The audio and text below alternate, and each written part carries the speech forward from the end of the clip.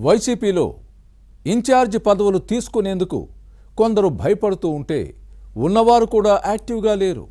పార్టీలో ఎప్పుడు ఏం జరుగుతుందో తెలియక టెన్షన్ పడుతున్నారు. వచ్చే ఎన్నికల నాటికి పరిస్థితి ఎలా ఉంటుందో అన్న భయంతో ముందుగానే కొందరు చాప చుట్టేస్తున్నారని అంటున్నారు. ఈ క్రమంలోనే బాపట్ల జిల్లాలో ఓ సమన్వయకర్త నియోజకవర్గానికి ముఖం చాటేశారు. గత ఎన్నికల్లో కోట్లు కుమ్మరించినా ఓటమి తప్పలేదు. ఇక భవిష్యత్తులో ఎలా ఉంటుందో అన్న బెంగతో దూరంగా ఉంటున్నారు. ఇంతకీ ఎవరా ఇన్ఛార్జ్? ఆయనకున్న భయాలేంటి? Was the story?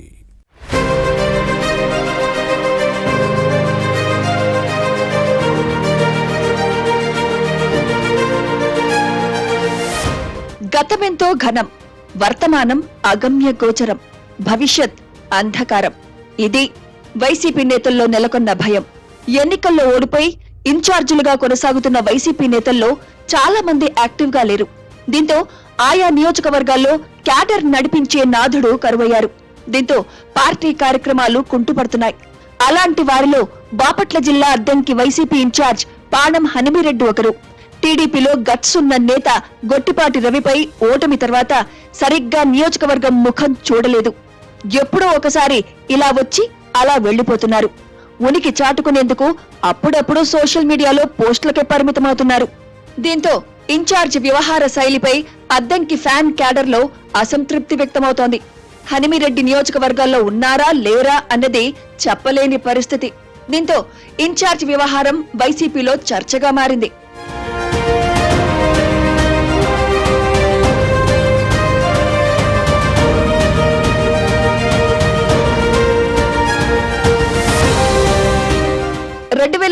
ఎన్నికల్లో అద్దంకి వైసీపీ నుంచి బాచిన చెంచు గరటయ్య పోటీ చేసి ఓడిపోయారు. ఆ తర్వాత గరటయ్య కుమారుడు కృష్ణ చైతన్యకు అద్దంకి నియోజకవర్గ బాధ్యతలు అప్పగించారు. అయితే గత ఎన్నికల్లో పోటీ చేయాలనే భావించిన ఇన్ఛార్జిని ఫ్యాన్ పార్టీ అధిష్టానం ఊహించని విధంగా పక్కన పెట్టింది. అద్దంకి పార్టీ బాధ్యతలతో పాటు టికెట్ ను కూడా నియోజకవర్గంతో సంబంధం లేని పాణం హనిమిరెడ్డికి అప్పగించారు. అయితే ఎన్నికల సమయం నుంచే అభ్యర్థి వైసీపీ నేతలను టెన్షన్ పెట్టారు. టికెట్ ప్రకటించిన తర్వాత హనిమిరెడ్డి 2-3 రోజులు కనిపించకుండా పోయారు. కంగారు పడిన పార్టీ నేతలు ఫోన్ చేసినా అందుబాటులోకి రాలేదు. దీంతో వ్యవహారంలో ఏదో తేడా కనిపిస్తోందని అప్పట్లోనే అందరూ అనుకున్నారు.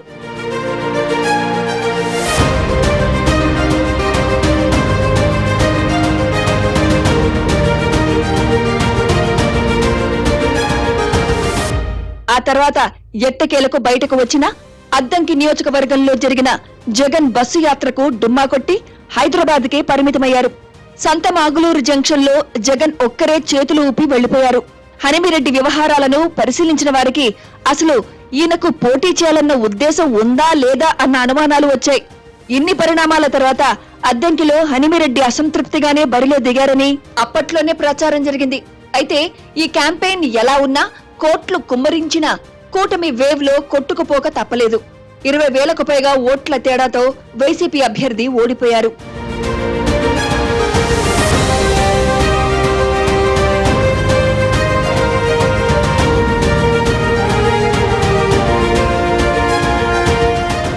అద్దంకిలో పరాజయం హనిమిరెడ్డికి మింగుడు పడని పరిణామంగా మారింది. కోట్లు ఖర్చు చేసినా ఓటమి తప్పలేదు. ఇన్ఛార్జిగా మళ్లీ చేతి చెమరు వదిలించుకోవడం ఎందుకని దూరంగా ఉంటున్నారన్న ప్రచారం జరుగుతోంది. ఫ్యాక్షన్ రాజకీయాలు నడిచే అద్దంకిలో గతంలో గెలిచినా ఓడినా నాయకులు క్యాడర్ ను కనిపెట్టుకునుండేవారు. కానీ హనిమిరెడ్డి వ్యవహారంలో మాత్రం ఇందుకు భిన్నంగా జరుగుతోంది. దీంతో వైసీపీ శ్రేణులు డీలా పడ్డాయి. అభివృద్ధి విషయంలో కూటమి ప్రభుత్వం ఇదే దూకుడు కొనసాగిస్తే ఇక తనకు పుట్టగతులు ఉండవన్న ఆందోళన వైసీపీ ఇన్ఛార్జిలో నెలకొంది. నియోజకవర్గానికి ముఖం చాటేసిన హనిమిరెడ్డి వ్యవహారంలో ఫ్యాన్ పార్టీ పెద్దలు ఎలా స్పందిస్తారో చూడాలి మరి.